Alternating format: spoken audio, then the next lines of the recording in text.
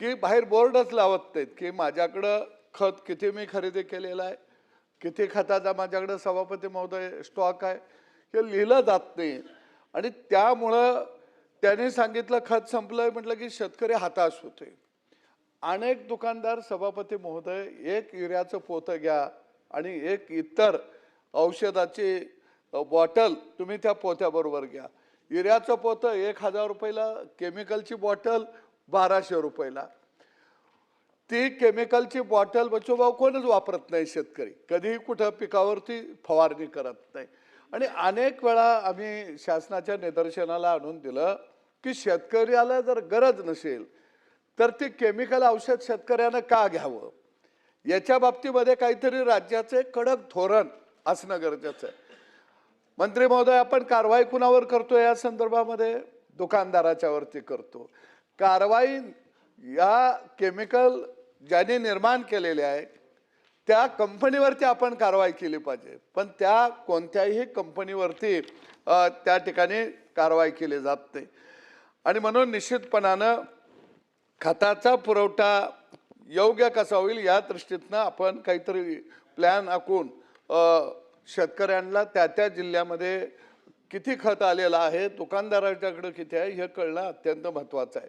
दुसरं, सभापती महोदय, या राज्यामध्ये गंभीर बाब एक अशी माझ्या निदर्शनाला आली की अनेक कंपन्या बोगस नाव धारण करून खताची विक्री राज्यामध्ये करत आहेत.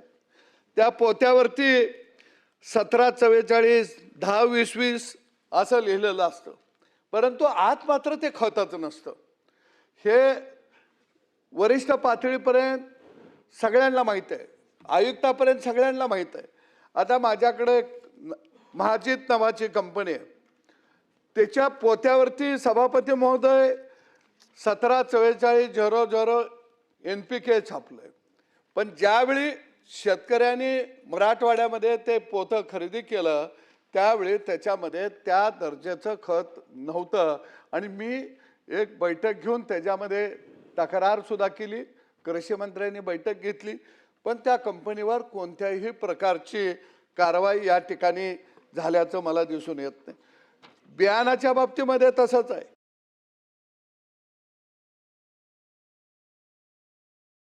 कंपनीवर कोणत्याही प्रकारची कारवाई या ठिकाणी झाल्याचं मला दिसून येत नाही. बियाणाच्या बाबतीमध्ये तसंच आहे. एनओजे 108 सोयाबीन ही कुठली कंपनी आहे ह्याचा काही पत्ता नाही. याच्यातलं सगळं बियाणं बोगस आहे. शेतकऱ्यांनी त्या त्या ठिकाणी तक्रारी केलेल्या आहेत. दुसरा, ग्रीन लिम्का ॲग्रो जेनेटिक ही बियाणाची कंपनी आहे, BDNA 711 आहे, पूर्ण बोगस बियाणं आहे, परंतु याच्यावर कोणत्याही प्रकारची कारवाई केली नाही. भूमीला नावाचं खत आहे, आता हे कुठल्या भूमीला ह्याचा लाभ होतोय पता नाही. या खताची बॅग मी स्वतः घेतली, याच्या संदर्भामध्ये मी कृषी मंत्र्याकडे तक्रार केली भाई, कारण शेतकरी शेवटी आम्हाला विचारतो, गावात गेलं की सांगत असतात, पण याच्यावर कोणती कारवाई नाही. ह्याचा मालक कोण आहे, ह्याला मान्यता कोणी दिली, याच्या बाबतीमध्ये सुद्धा काही माहीत नाही. महागुजरात सीड सुदर्शन चक्र याने तर सभापती महोदय कीट रोगापासून संरक्षण, उच्च उत्पादन क्षमता, लवकर येणारं वाण, फुलगळती कमी होणार एवढं छापलंय. आता या बियाणावरती गेल्या वर्षी सुद्धा शेतकऱ्यांनी मोठ्या प्रमाणामध्ये तक्रारी घातलेल्या होत्या, पण याच्यावर सुद्धा कोणत्याही प्रकारची कारवाई झाली नाही. महागुजरात सीड्स आहे MG 351. मी एवढ्यासाठी हे सगळं सांगितलं कारण बच्चू भाऊ, आपल्याकडे आता मोठा प्रश्न उभा राहिला आहे HTBT बियाणाचा.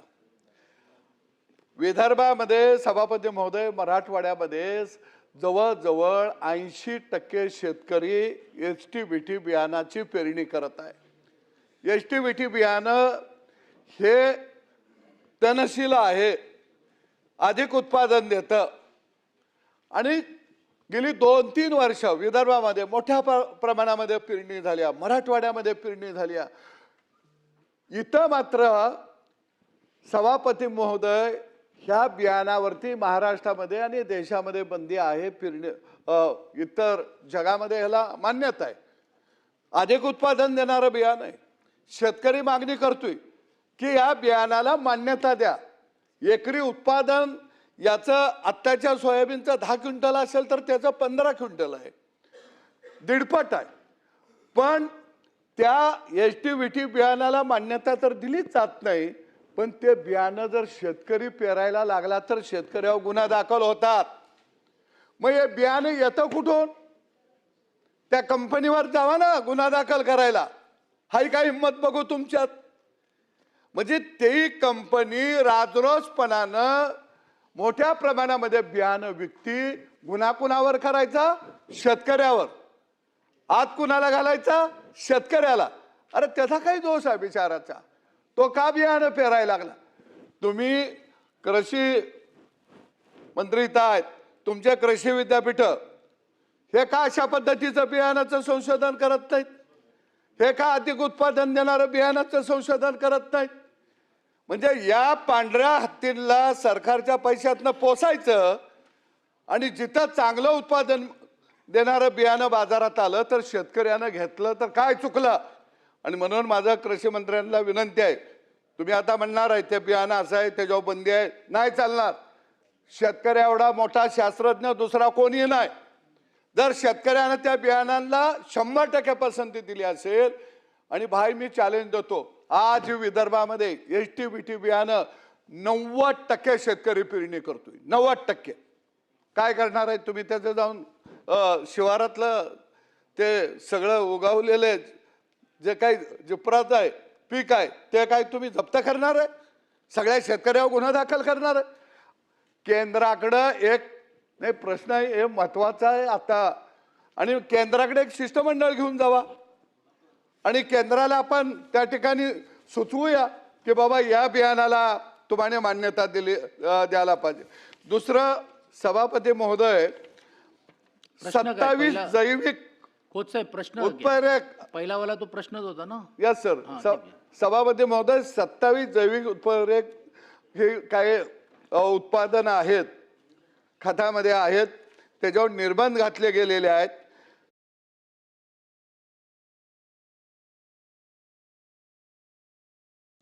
खतामध्ये आहेत त्याच्यावर निर्बंध घातले गेलेले आहेत. त्यांची 350 उत्पादन आहेत, त्याच्यावर निर्बंध आहेत.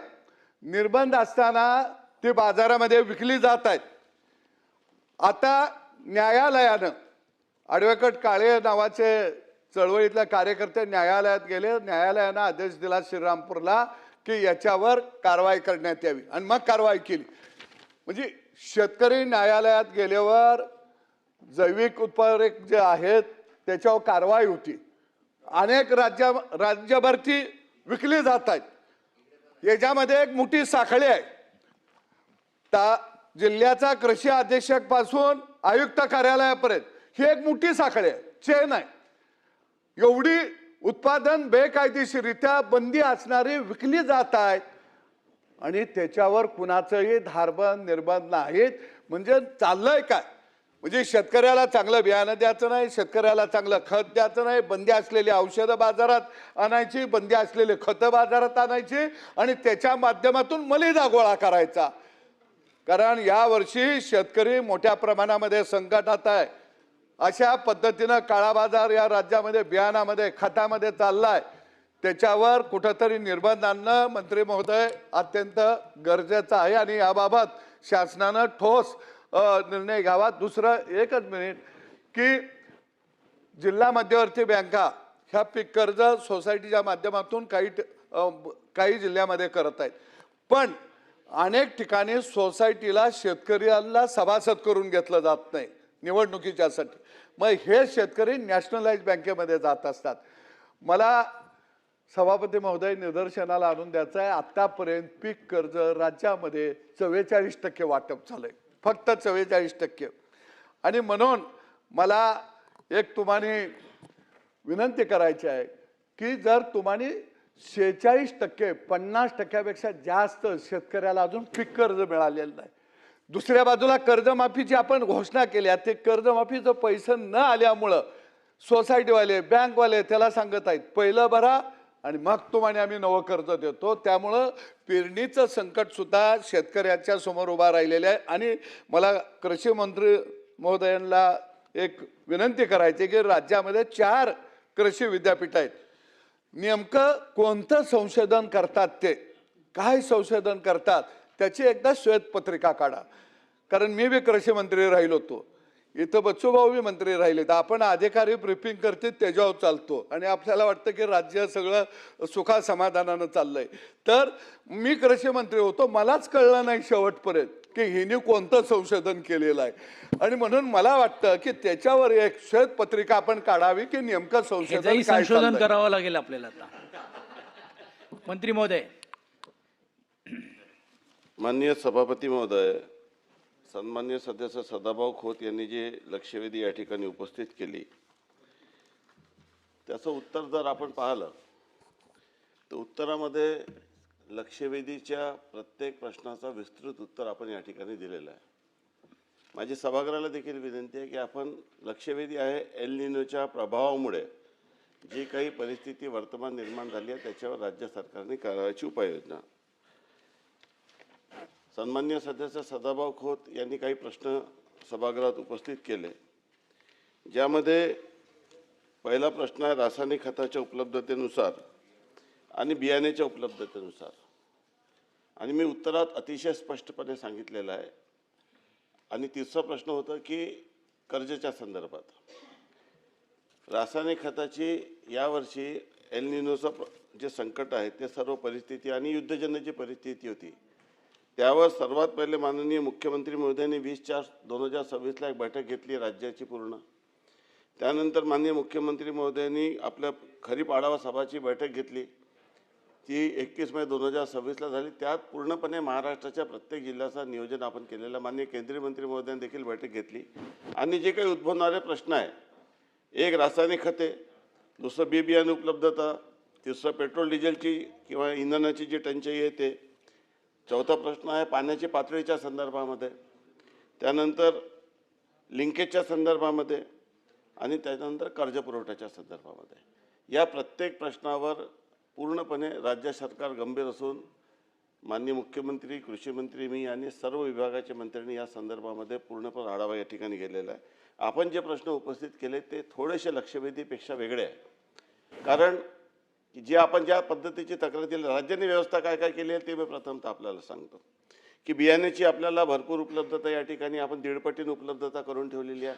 रासायनिक खताची जेवढी गरज एक नाही, मला उत्तर देऊ द्या. मंत्री महोदय ना, नाही मंत्री महोदयांचा होऊ द्या ना, मग बोला. उत्तर तर देऊ द्या. अजून उत्तरच नाही झालं, हरकत कशी घेणार. रासायनिक खताच्या संदर्भामध्ये आपण आपली एक SOP असते की या महिन्याला आपल्याला किती लागते, त्याच्यापेक्षा जास्त आपल्याला उपलब्धता या ठिकाणी आपण केलेली आहे. बियाण्याच्या संदर्भामध्ये बोगस बियाणे होणे म्हणून आपण जे सारथी पोर्टलच्या माध्यमातून महाराष्ट्र देशामधला पहिलं राज्य आहे, त्याची सदाभाऊला देखील माहिती आहे की आपण आपला मॉडेल आता इतर देशातील राज्य या ठिकाणी फॉलो करत आहे. आपण जी लिंकेज होतो त्या लिंकेजच्या संदर्भामध्ये आता ज्या ठिकाणी आपण अनुदानाचे खत विकतो त्या ठिकाणी आता इतर खताला विकण्याला बंदी आपण घातलेली आहे. एक कठोर निर्णय राज्य सरकारने घेतला. त्यामुळे यावर्षी अशा पद्धतीची लिंकेजची तक्रार अजिबात प्राप्त नाही आहे. आणि आपण पूर्णपणे लोकांना नंबर दिलेले आहे. आपला पूर्ण कृषी विभाग या ठिकाणी कार्यरत आहे आणि अशा पद्धतीची कुठली तक्रार आली, मागच्या वर्षी मोठ्या प्रमाणात कारवाई करण्यात येते. कारवाईच्या संदर्भामध्ये खूप डिटेल कारवाई आहे. या संदर्भामध्ये किती पोलीस केसेस दाखल झाल्या, किती परवाने निलंबित केले, किती कोर्ट केस दाखल केले, किती साठा जप्त केला, पूर्णपणे मागच्या वर्षीचा महाराष्ट्रावर झालेली कारवाई एक खूप मोठ्या प्रमाणात कारवाई केली. त्याची मी माहिती वाटल्यास सदस्याला देतो आणि सभागृहात ठेवतो. पूर्ण वाचून मी आपल्याला या ठिकाणी सभागृहाचा वेळ घेऊ इच्छित नाही. परंतु उत्तरामध्ये देखील आपण लक्षवेधीचं उत्तर जर सभागृहाच्या सर्व सदस्यांनी वाचलं तर या संदर्भामध्ये राज्य शासनाने पुरेपूर सर्व जे काही परिस्थिती निर्माण होण्याची शक्यता आहे त्या परिस्थितीला अनुसरून सर्व ॲडव्हान्समध्ये सर्व व्यवस्था या ठिकाणी केलेली आहे. पाऊस यावर्षी पेरणी कमी झालेली आहे, या महिन्यात पाऊस कमी झालेला. आपण लोकांना आव्हान केलेलं आहे की पेरणी थोडी लेट करा म्हणून थोडंसं कर्ज पुरवठा कमी असेल, परंतु कुठल्याही शेतकऱ्यांच्या या संदर्भामध्ये अशा पद्धतीची तक्रारी सध्या नाही आहे. आणि जर असेल आणि जे काही बोगस बियाण्याच्या संदर्भामध्ये माननीय सदाभाऊ खोत यांनी या ठिकाणी जी तक्रार सभागृहात उपस्थित केलेली आहे त्या सर्व संदर्भामध्ये त्यांनी निश्चितपणे तक्रार द्यावी. त्यांच्या उपस्थितीत बैठक घेऊन या सर्व प्रश्नाचं निराकरण करण्यात येईल आणि त्यांचं समाधान करण्यात येईल. चौथा प्रश्न त्यांचा होता की विद्यापीठांनी केलेले संशोधन. आपल्या राज्याचे चारही कृषी विद्यापीठांनी अतिशय चांगल्या पद्धतीने काम केलेलं आहे, नवीन नवीन संशोधन केलेलं आहे. राज्य सरकारचा कृषी विभाग माननीय मुख्यमंत्री महोदय स्वतः या पूर्ण विषयावर सातत्याने आपण सर्व विद्यापीठाचे आढावा या ठिकाणी घेतलेले आहे.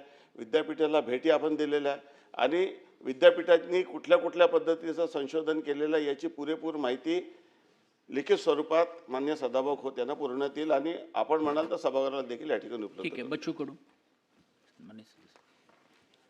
सभापती महोदय, खरं तर मंत्री महोदयाने सांगितलं एकही तक्रार नाही. त्यांच्या नागपूर जिल्ह्यातला तुकाराम सुखदेव रावळे यांना लिंकेजच्या बाबत तक्रारी केलेली आहे. तुमच्या जिल्ह्यातल्याच माणसानं शेतकऱ्यांना तक्रार केली, त्याची तक्रार माझ्याकडे आहे, मी तुम्हाला देतो. सभापती महोदय, हे खरं तर हा हंगामापूर्वी केलेली व्यवस्था आपण नीटनेटकी असली पाहिजे.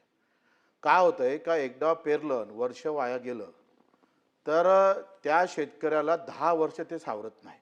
आपल्यासारखं नाही आहे. आपल्याला चारही इकून पैसे येतं, शेतकऱ्याला पैसे कुठून भेटतं? फक्त उत्पादनातून पैसे भेटतं आणि तो हंगाम गेला का त्याचं आयुष्य जातं.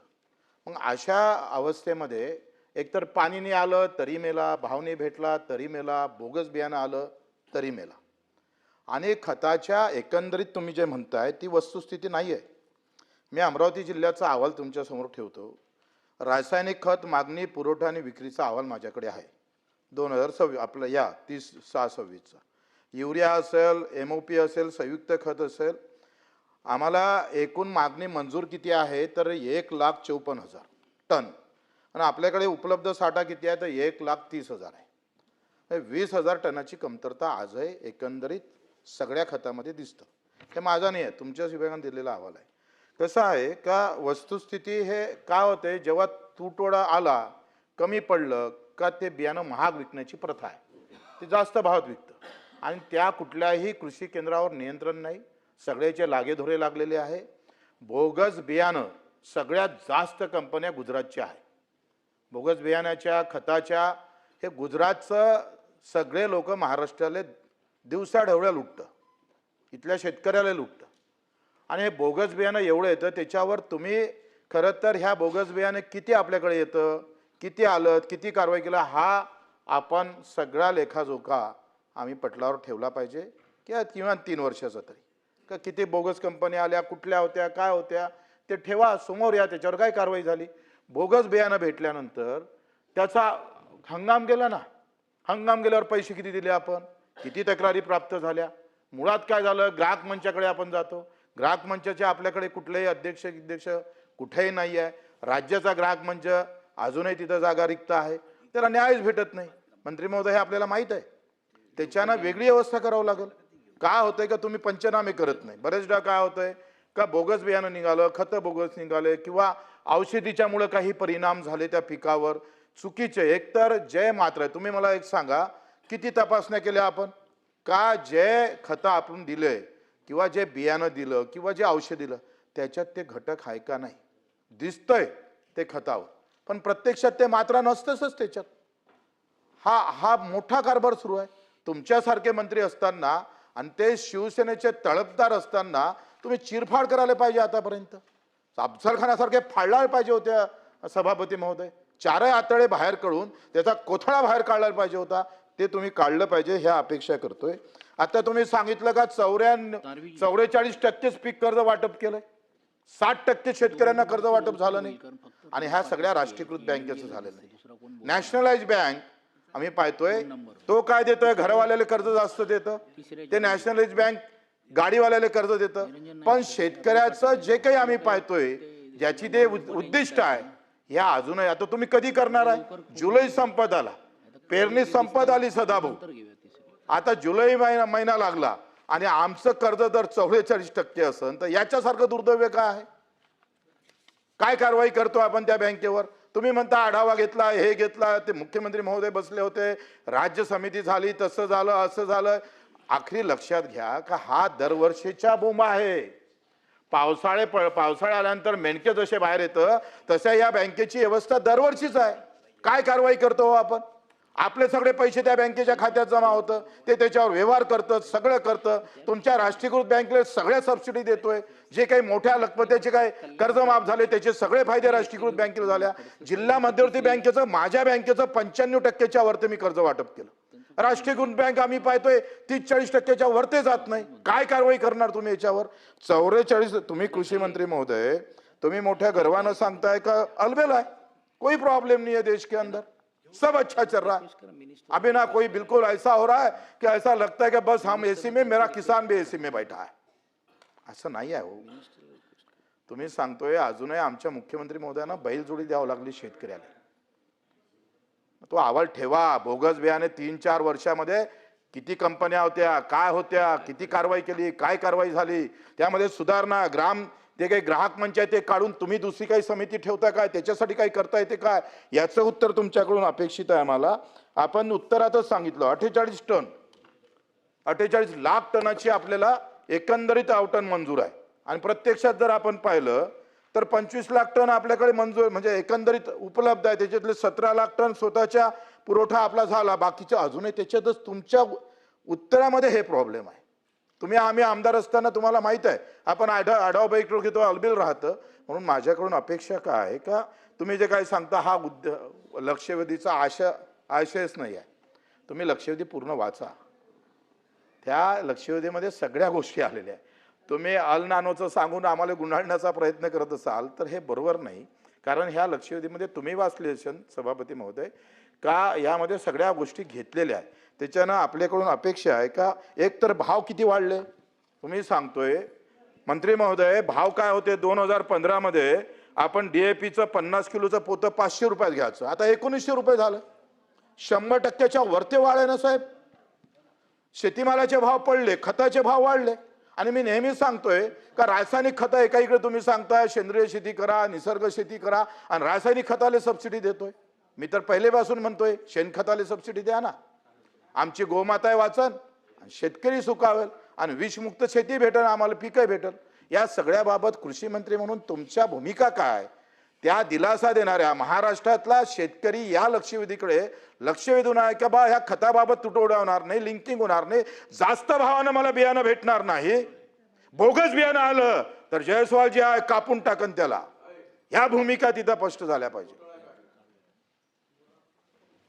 मंत्री महोदय.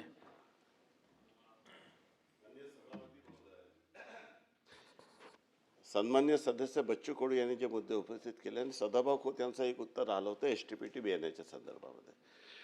पहिले मी सदाभाऊ खोतचा एक प्रश्न अनुत्तरित राहिला त्याचं उत्तर देतो की STPT बियाण्याच्या संदर्भामध्ये तो विषय केंद्रीय पर्यावरण मंत्र्यांकडे अजून त्यांची अनुमती प्राप्त नाही. त्यामुळे राज्य सरकारने त्याला अलाव केलेलं नाही आहे आणि देशातील कुठल्या राज्यामध्ये ते अलाव नाही आहे.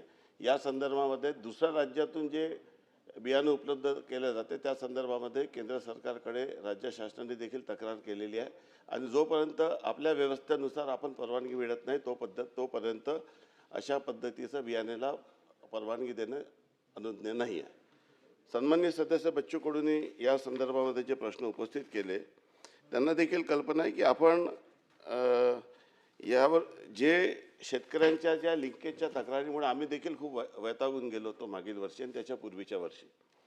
आम्ही देखील लोकप्रतिनिधी आमच्याकडे देखील अशा पद्धतीच्या तक्रारी येत राहतात. ही बाब सत्य आहे की या परिस्थितीचा फायदा घेऊन वेगवेगळ्या समाजातील काही असे घटक असतात की जे अशा पद्धतीचं कृत्य करतात आणि त्यांनी ते लिंकेजच्या संदर्भामध्ये ज्या तक्रारी होत्या यावर्षी मी आपल्याला उत्तरातच सांगितलं. आणि दुसरं महत्त्वाचं की यावर्षी 2 जिल्ह्यामध्ये जर आपण पाहिलं तर फर्टिलायझर सेल करण्याच्या संदर्भामध्ये एक नवीन फ्रेमवर्क ऑफ फर्टिलायझर सेल हे पर्थदर्शी प्रयोग आपण महाराष्ट्रात दोन जिल्ह्यात यावर्षी केलेला आहे.